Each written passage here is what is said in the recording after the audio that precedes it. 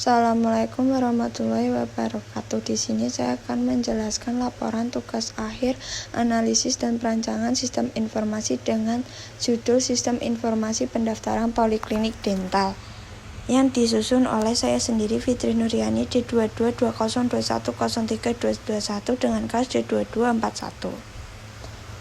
Program Studi D3 Reka Medis dan Informasi Kesehatan Fakultas Kesehatan Universitas Dian Nuswantoro Semarang.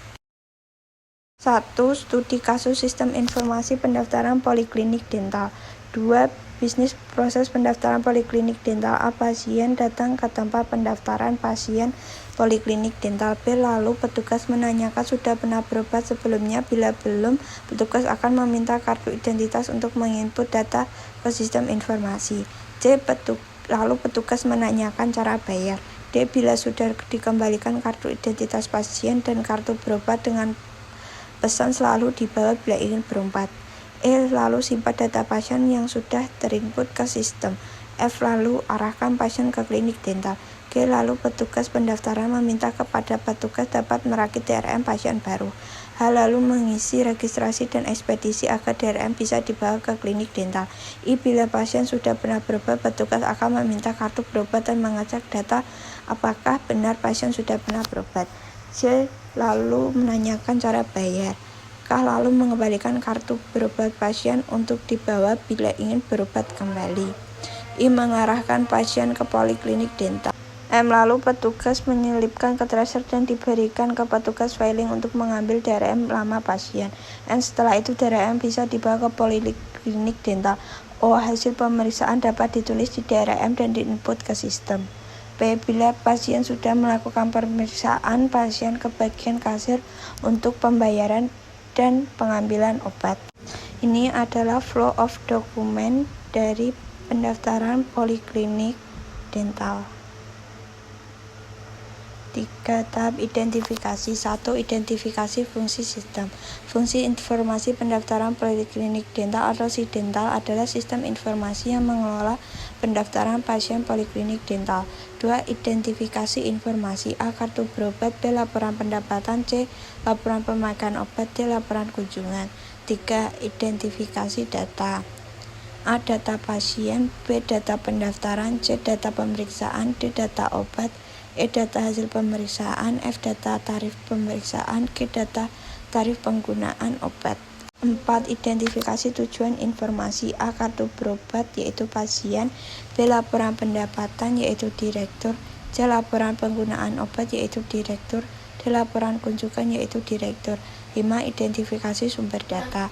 A. Data pasien yaitu pasien. B. Data pendaftaran yaitu petugas. C. Data pemeriksaan yaitu dokter. D. Data obat yaitu direktur. E. Data hasil pemeriksaan yaitu direktur.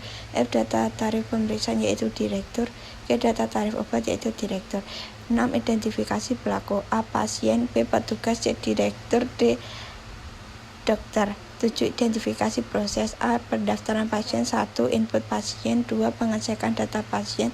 3. Mencetak kartu berobat. B. Pemeriksaan pasien. 1. Input hasil pemeriksaan dan obat.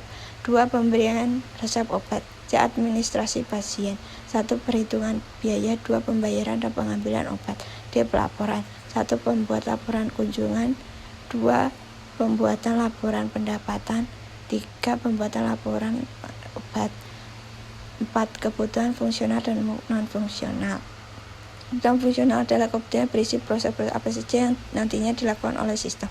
Sedangkan kebutuhan non-fungsional adalah kebutuhan yang menitik beratkan pada proses perilaku yang diminta oleh sistem. A. Kebutuhan fungsional. Sistem harus mampu melakukan atau digunakan untuk mengolah data pasien. A. Penggunaan memasukkan tentang data-data dental meliputi nomor reka medis, nama pasien, alamat, umur, tanggal lahir, jenis kelamin, dan lain-lain. B. Pengguna dapat melihat pasien tersebut sudah pernah berobat atau belum. C. Pengguna dapat menginput cara bayar pasien. D. Pengguna dapat mengedit ulang data pasien bila ada kekeliruan. E. Pengguna dapat memasukkan hasil pemeriksaan dan obat yang akan digunakan. F. Pengguna dapat menentukan tarif pemeriksaan dan obat. 2. Sistem mampu melakukan atau digunakan untuk menghasilkan sistem informasi pasien. A. Pengguna dapat menampilkan data identitas pasien kembali bila dibutuhkan berdasar kategori, nomor rekam medis, nama pasien, tanggal lahir, alamat. B. Pengguna dapat mencetak kartu obat. Pengguna dapat mencetak label identitas untuk ditempel di DRM pasien bila itu pasien baru. Kebutuhan non-fungsional 1. Operasional. A. Menggunakan SO Windows XP. Spesifikasi komputer minimal Pentium 2. C. Kebutuhan RAM 256. D. Kebutuhan harddisk 10 GB. E. Printer dan komputer info. 2. Keamanan. A. Sistem aplikasi dan database dilengkapi password. B. Dilengkapi dengan CCTV di ruangan pendaftaran. C. Dilengkapi AC di ruang pendaftaran. 3. Informasi. A. Digunakan untuk menampilkan prosedur pendaftaran pasien lama atau baru. B. Digunakan untuk menampilkan kunjungan pasien pendaftaran. Ini adalah DFD level 1 pendaftaran pasien poliklinik dental.